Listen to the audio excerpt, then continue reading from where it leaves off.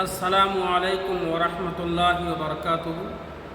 آج میں آپ لوگوں کو 5 چھوٹی چھوٹی احادیث بتانے جا رہا ہوں۔ نمبر 1، اللہ اس شخص کو آباد رکھتا ہے جو حدیث سن کر کے دوسروں تک پہنچاتا ہے۔ نمبر 2، جس نے اپنی نمازوں کی فکر کی اللہ نے اس کی فکر کی، اور جس نے نمازوں کی فکر کرنی چھوڑ دی اللہ تعالیٰ بھی ان کی فکر کرنا چھوڑ دیتا ہے۔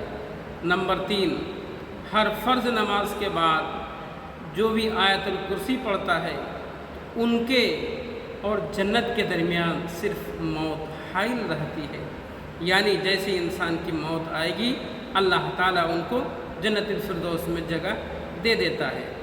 نمبر 4، سود حرام کھانے والوں کی دعا قبول نہیں ہوتی ہے، اس لیے ہمیں سود اور حرام کھانے سے بالکل بھی بچنا ہے۔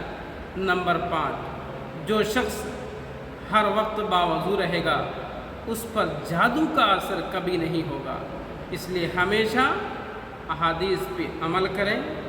میں جو بتاتا ہوں آپ کو عمل کی نیت سے بتاتا ہوں، تاکہ آپ عمل کریں گے اللہ تعالیٰ اس کا فائدہ آپ کو دے گا، لیکن شرط ہو کہ ہمارا یقین اور ہمارا ایمان کامل ہو۔ اللہ کی احادیث پر، اللہ کی باتوں پر ہم کو یقین ہوگا تو انشاءاللہ ہم کو اس کا فائدہ ضرور ملے گا۔